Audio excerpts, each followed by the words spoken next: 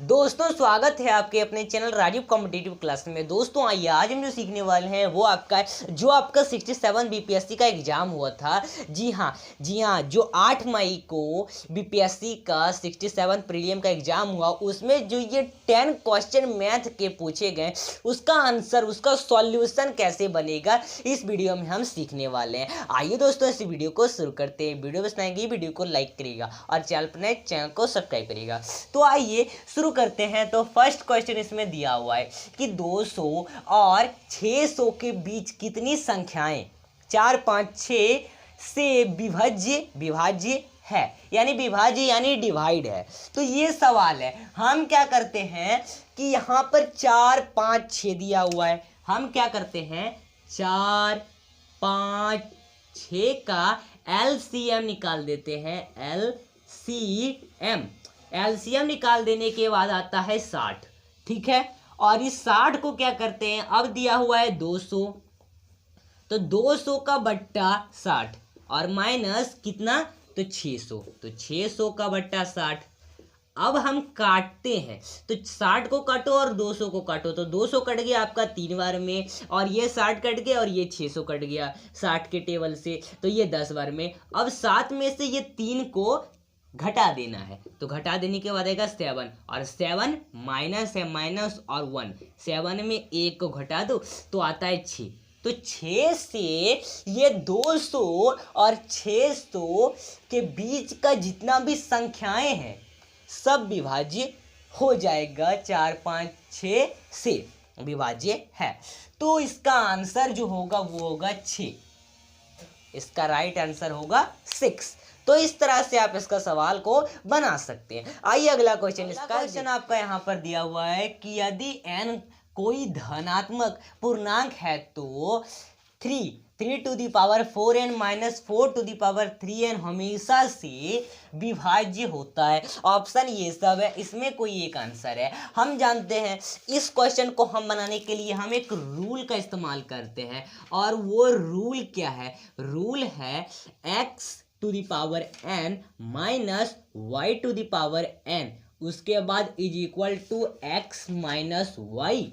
ये हम रूल को इस्तेमाल करते हैं, और रूल x है, x यहाँ पर क्या है 3 टू दी पावर 4n है, और माइनस y क्या है 4 टू दी पावर 3n है, ये है। लेकिन इसको हम इस तरह से क्या करेंगे, लिखेंगे, ऐसे में हम सीधा इसको काट नहीं सकते या और कुछ भी नहीं कर सकते। हम इसको 3 टू दी पावर 4 का इसका स्क्वायर में हम n लिखेंगे, इस तरह से करेंगे, और फिर यहाँ पर 4 टू दी पावर 3 का स्क्वायर में हम यहाँ पर n लिखेंगे, इस तरह से इसको लिखेंगे। अब हो गया, अब काम है x माइनस वाई का। तो x माइनस वाई यहाँ पर है 3 है, और 3 टू दी पावर 4n है, ठीक है दोस्तों।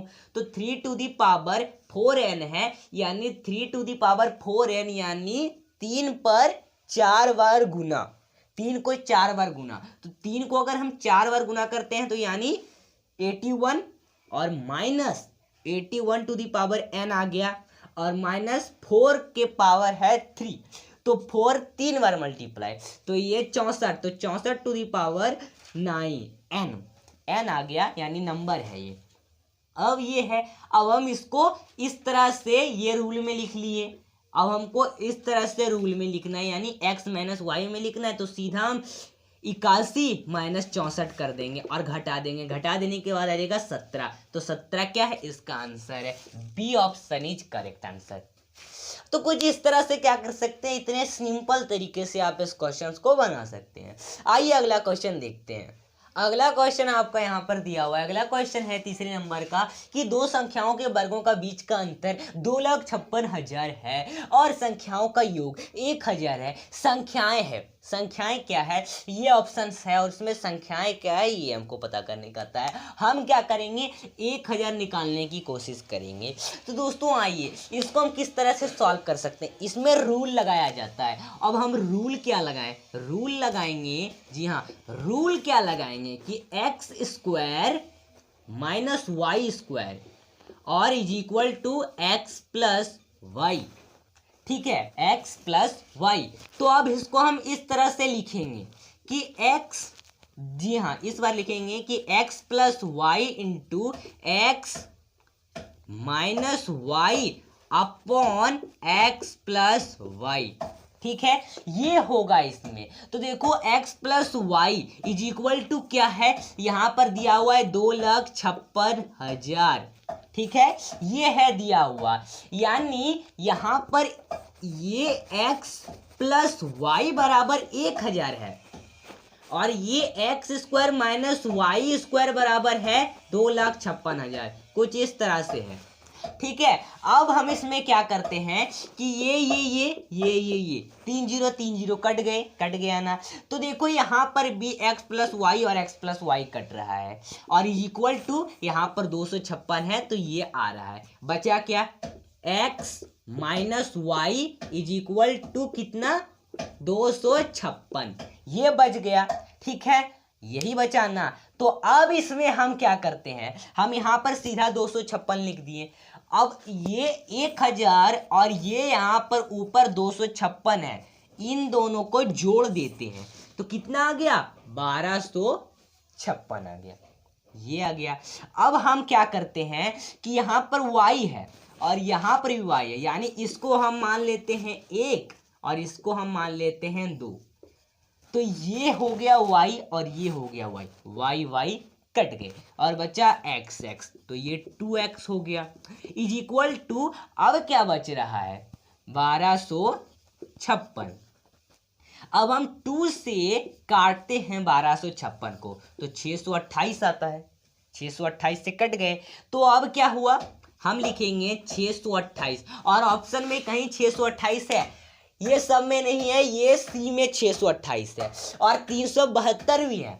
तो अब क्या करेंगे, हम 628 को 372 में जोड़ देंगे, जोड़ देने के बाद 1,000 आता है। तो कहता है ना कि यहाँ पर संख्याओं का योग 1,000 है, तो योग 1,000 इन दोनों को जोड़ने के बाद आता है। तो यानी आंसर होगा सी, 628, 372।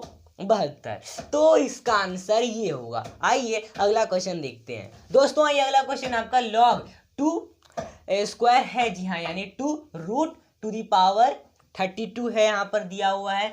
तो और ये इसका ऑप्शंस है, इसको हमको बनाने करता है। यहाँ पर दिया हुआ है log। अब ये देखो log क्या है, log a अपॉन b, इसको हम इस तरह से लिखेंगे log a अपॉन b, यानी log a upon log b, इस तरह से लिखेंगे। तो अब यहां पर ये log है तो इसको हम किस तरह से लिख सकते हैं, log और ये 32 a हो गए और log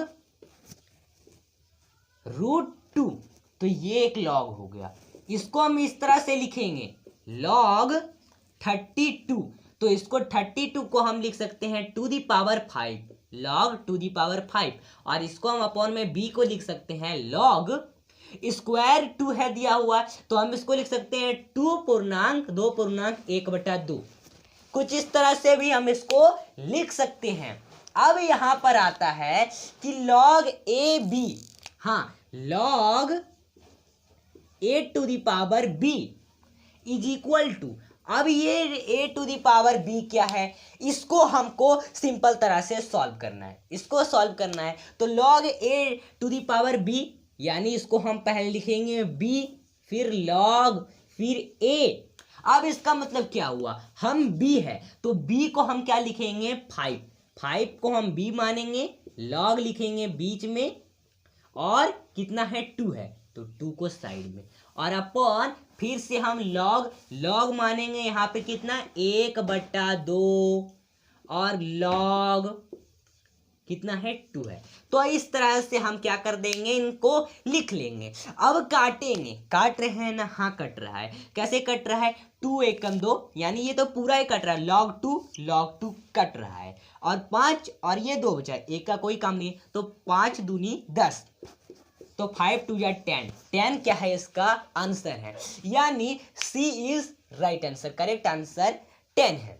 तो इस तरह से आप इसका क्वेश्चन को बना सकते हैं। आइए अगला क्वेश्चन हम देखते हैं। दोस्तों आपका 5वें नंबर का सवाल है, क्वेश्चन है कि 45 नींबू को 40 रुपए बेचने पर एक आदमी को हानि होती है 20% और लेन देन में 20% का लाभ प्राप्त करने के लिए उसे 24 रुपए में कितना बेचना चाहिए। ऑप्शन ये सब है, इसी में कोई एक आंसर है। हम क्या करते हैं, यहाँ पर दिया हुआ है कि कितना 40 कितना है रुपया है, 40 रुपया में 45 नींबू बिका मल्टीप्लाई और यहाँ पर जो है 80 आ गया। ये 80 क्या है, 80 क्या है, 20% का उसको हानि हुआ, तो 20% का हानि 80 रुपया। और यहाँ पर ऊपर लाभ लिखेंगे, लाभ है 20%। प्राप्त करने के लिए उसे 24 रुपए में कितना बेचना चाहिए, तो 20% लाभ है, तो 20% लाभ हो गया 120 रुपया, इतना हो गया। अब हम इसको क्या करते हैं, काटते हैं। 40 एकम 40, ये कट गया 2 बार में, अब 2 एकम 2 और ये 120 60 बार में कट गए। 45 कट गया 3 बार में, 60 कट गया 4 बार में। खुश, यही है ना, यही कटाना। अब बचा क्या, 3 4। हम इसको किस तरह से, अब इसको हम अपॉन में लिखते हैं, तो अब हम इसको अपॉन में लिखेंगे कि 4/3, यही है ना, बस बचा हुआ 4/3, ठीक है, इज इक्वल टू। अब हम इसको किससे मल्टीप्लाई करें कि 24 रुपए में कितना बेचना चाहिए, तो अगर हम 4 को मल्टीप्लाई 6 करते हैं तो 24 रुपया आ गया, और हम 3 को भी मल्टीप्लाई 6 से करेंगे तो हमारा बेचना चाहिए वो आंसर आएगा। तो 6 और 3 को मल्टीप्लाई करो तो 18 आता है, 6 3 जा 18। तो हमको 20% लेन देन में 20% का लाभ प्राप्त करने के लिए उसे 24 रुपए में बेचना, कितना बेचना चाहिए, तो 18 रुपया इसका आंसर होगा, यानी 20 का करेक्ट आंसर होगा। कुछ इस तरह से आप इसका आंसर बना सकते हैं। आइए अगला क्वेश्चन देखते हैं। दोस्तों आइए अगला क्वेश्चन आपका दिया हुआ है कि 110 मीटर लंबी एक ट्रेन 58 किलोमीटर प्रति घंटा की गति से यात्रा कर रही है। कितने समय में यह एक राहगीर को जो उसी दिशा में 4 किलोमीटर प्रति घंटा की गति से चल रहा है पार करेगी। ये ऑप्शंस हैं, इसमें हमको बनाने का था। हम क्या करते हैं कि समय बराबर, हम समय बराबर लिखते हैं कि गाड़ी, जो आपका ट्रेन है उसको गाड़ी मानते हैं, गाड़ी का क्या, गाड़ी की लंबाई, गाड़ी की लंबाई क्या है, और बटा आपका, और बटा क्या, चालों का अंतर क्या है, चालों का अंतर।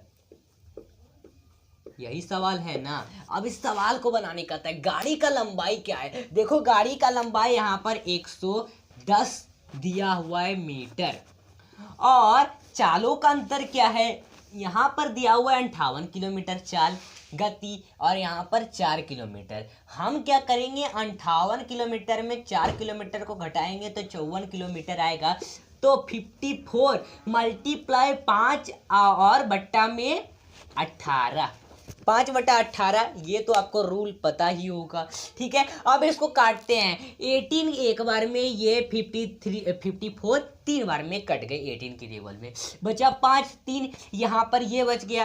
अब क्या होगा, जी हाँ, अब इसको हम इस तरह से लिखेंगे कि और कट रहा है, ये 5 1 जा 5 कटता है, 110 कट गया 22 बार में, बचा क्या, 22/3, 22/3। अब इसको हम क्या करते हैं, आंसर है कहीं तो ऑप्शन में नहीं है, हम क्या करते हैं, इसका पूर्णांक करते हैं, यानी 3 में से 22 को डिवाइड कर देंगे। डिवाइड कर देने के बाद आपका आंसर आएगा सी नंबर, आंसर क्या आएगा, 7.1/3 सेकंड। ये क्या है, इसका आंसर है, दैट्स ऑल। तो इस तरह से आप इस तरह के क्वेश्चन को सॉल्व कर सकते हैं। आइए अगला क्वेश्चन देखते हैं। दोस्तों ये अगला क्वेश्चन है कि एक समचतुर्भुज का परिमाण 52 मीटर है और उसका छोटा विकर्ण 10 मीटर है, लंबे विकर्ण की लंबाई क्या होगी। लंबे विकर्ण की लंबाई हमको पूछता है, हम क्या करते हैं, समचतुर्भुज बनाते हैं। क्या करते हैं, हम समचतुर्भुज बना लिया। इसमें क्या होते हैं, 4 भुजाएं होते हैं, इसमें विकर्ण 2 होते हैं। ये 2 क्या है, लाइन मैंने बीच में डाला, ये है विकर्ण, यहाँ पर एक डिग्री बन जाता है, ठीक है। और ये डिग्री जो है वो है एक right angle triangle, angle triangle भी बोल सकते हैं, ये है आपका। अब इसमें क्या है कि इसको हम, ये जो आपका भुजा कितना है, यानी साइड कितना है, 1 2 3 4 साइड है, तो 4A जो है वो है 52 मीटर का, यानी चारों भुजाएं इसके 52 मीटर की। और यहाँ पर ए बराबर है 13, यानी ये भी 13 भुजा, ये भी 13 मीटर का, ये भी 13 मीटर का, ये भी 13 का है, सब 13 का है। अब यहाँ पर क्या है कि उसका छोटा विकर्ण ये वाला है, ये वाला छोटा विकर्ण है। तो छोटा विकर्ण है 10 मीटर का, लेकिन यहाँ पर क्या है, काटता भी है, बाइसेक्ट भी कर रहा है, ये और ये दो बाइसेक्ट कर रहे हैं, यानी ये एक हो गया भुजा, ये एक हो गया भुजा है, तो इसका हाफ कर देंगे, ये 5 कर देंगे, ये भी 5 कर देंगे, मीटर का है। ठीक है, अब यहाँ पर क्या है कि ये जो आपका आ जाता है ना, ये है आपका राइट एंगल ट्रायंगल, यहाँ पर है डिग्री बना हुआ, और ये जो सबसे छोटा वाला जो भुजा है वो है 5 मीटर का, ये बड़ा वाला है 13 मीटर का, और ये कितना का होगा, तो ये होगा 12 मीटर का। तो ये 12 मीटर का हुआ और ये भी 12 मीटर का हुआ, यानी 12 + 12 = 24। तो 24 मीटर इसका आंसर है, 24 मीटर डी राइट आंसर है। तो आप इस तरह से ये सवाल को बना सकते हैं। आइए अगला क्वेश्चन देखते हैं। दोस्तों अगला सवाल आपका यहाँ पर देखिए दिखा रहा है कि 100 मीटर की दौड़ में ए 8 किलोमीटर प्रति घंटा की गति से दौड़ता है। यदि ए बी को 4 मीटर की शुरुआत देता है और फिर उसे 15 सेकंड में हरा देता है, तो बी की गति क्या होगी। हमको सवाल में ये कहता है कि इसका बी की गति हमको पता करनी। अब हम इसमें कैसे बी की गति पता करेंगे, तो आइए सबसे पहले ए द्वारा 8 किलोमीटर प्रति घंटा की चाल को हम देख लेते हैं यहाँ पर।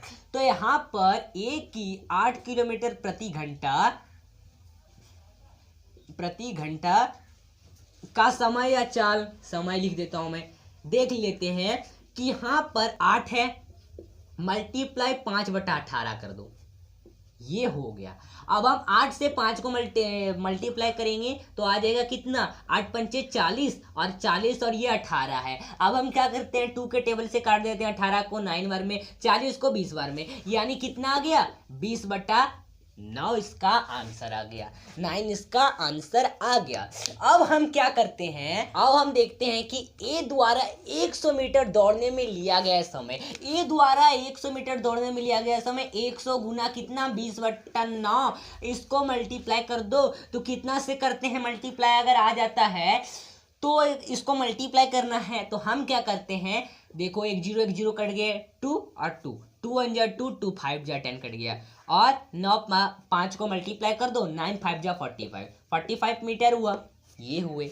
ठीक है, अब हम क्या करते हैं, ये 45 में प्लस कर देते हैं 15 को, जो आपका 15 दिया हुआ था क्वेश्चन में प्लस कर देते हैं तो ये होता है 60 मीटर। अब हम क्या करते हैं कि 96 दिया हुआ है, 96/60 मल्टीप्लाई, तो यहाँ पर आएगा, इसको करेंगे 18/5। अब इसको काटेंगे, कैसे काटो, अगर 60 को काटते हैं हम 10 बार में कट जाता है, 96 को काटते हैं 16 बार में कट जाता है, कट गया, ये कट गया 5 बार में, ये कट गया 9 बार में। ठीक है, कट गया, सब कट रहा है, बच्चा क्या, 16 में 9 को मल्टीप्लाई कर दो 144 आ जाता है, और यहाँ पर 5 को मल्टीप्लाई कर दो 25 आ जाता है। अब क्या कर दो, दोनों को डिवाइड कर दो, इसको डिवाइड कर दो, डिवाइड कर देने के बाद आएगा 5.76 किलोमीटर प्रति आवर, ये क्या है, इसका आंसर है। आप इस सिंपल तरीके से सवाल को बना सकते हैं। आइए अगला क्वेश्चन देखते हैं। अगला सवाल आपका दिया हुआ है कि एक घड़ी सुबह ठीक 8 बजे सेट की जाती है, ठीक है, और घड़ी 24 घंटे में 10 मिनट आगे बढ़ जाती है, तो सही समय क्या होगी जब दूसरे दिन घड़ी 1 बजे अपराह इंगित करती है। तो इस सवाल को यहाँ पर मैंने ऑप्शन पहले लिख लिया है क्योंकि इसमें ऑप्शंस का जरूरत है इस क्वेश्चन को बनाने के लिए। हम क्या करते हैं, इसमें दिया हुआ है कि 8 बजे दिया हुआ है, अब ये 8 है, 8 AM हो रहा है, ठीक है, तो ये देखो इसमें क्या है कि 8 बज रहे हैं और 24 घंटे बाद ये 10 मिनट बढ़ जाता है, 10 मिनट क्या बढ़ता है, यानी 8:10 होता है। ठीक है, अब हमको कहता है कि अपराह्न यानी कि 1 बजे, दोपहर में 1 बजे 24 घंटे में इंगित करता है, और ये क्या होता है 24 घंटे पीछे आता है। तो पीछे क्या है, मतलब 1 बजे का 10 मिनट बैक कर दो, 10 मिनट बैक कर देने के बाद 12:50 PM हुआ कि नहीं, यही हुआ ना। लेकिन इसमें क्या है कि ये इसका आंसर नहीं है। कहीं ऑप्शन में दिखाई दे रहा है? नहीं दे रहा है। ऑप्शन में क्या है? दोपहर 12 बजे। ये इसका आंसर हो सकता है ना, लेकिन नहीं। क्यों नहीं है आंसर? क्योंकि यहाँ पर 10 मिनट पीछे है, ना कि 1 घंटा पीछे है। तो ये इसका आंसर तो हुआ नहीं। ऑप्शन ए इसका नहीं हुआ आंसर। ऑप्शन सी देख लो, 1 बज रहे हैं, तो ये तो ज़्यादा हो रहे, 1 घंटा ज़्यादा हो रहा है। फिर डी भी देख लो, 2 घंटा ज़्यादा आ रहा है। हमको तो 10 मिनट कम करना है, 10 मिनट कम करना है। बी को देख लो, दोपहर 12:48 है, लेकिन यहाँ पर तो दोपहर 12:50 है। थोड़ा और मिनट को हम कम कर लेंगे, क्योंकि क्वेश्चन में ऑप्शन ऐसा ही दिया हुआ है। थोड़ा और मिनट, 2 मिनट और इसमें बैक आ जाओ, तो आगे आंसर 12:48 PM। ये इसका आंसर हो गया। तो आप इस तरह से बना सकते हैं। आइए अगला क्वेश्चन देखते हैं। दोस्तों आइए अगला क्वेश्चन, ये क्वेश्चन दिया हुआ है कि निरंतर भिन्न ये है। ये बड़ा ही सिंपल सा सवाल है, इसका मान हमको पता करने का था। मान ने क्या है कि ये देखो यहाँ पर 2 है। हम जानते हैं ये हमेशा क्या होता है, इस क्वेश्चन में है ना, हमेशा क्या होता है, घटने के बाद एक ही आता है, यानी a बराबर 1 ही आएगा। ये 2 - 1, फिर घटा दो, आगे आ गया इतना, फिर 2 - 1, फिर 2 - 1, यानी जितना बार घटाओगे आंसर 1 ही आएगा। इसका आंसर ही होगा, इस तरह के क्वेश्चन में इसका आंसर होगा 1 इसका क्या है, राइट आंसर है। तो आप 1 में टिक कर सकते हैं। बड़ा ही सिंपल सा सवाल था। आइए दोस्तों, तो आपने ये 10 के 10 सवाल क्लियर कर लिए होगा। तो ये आपका 67 BPSC का बस प्री एग्जाम का सवाल था जो हमने सॉल्व किया। और भी जो आगे होगा वीडियो, उसमें मैं आपको बताऊंगा कि जो केमिस्ट्री, फिजिक्स, बायोलॉजी, ये सबसे जो सवाल आएंगे उसका आंसर किस तरह से बनेगा। वीडियो को लाइक कर दे और प्यारा सा कमेंट कर दे नीचे, और शेयर कर दे वीडियो को। फिर मिलते हैं अगले वीडियो के साथ, तब तक के लिए बाय बाय।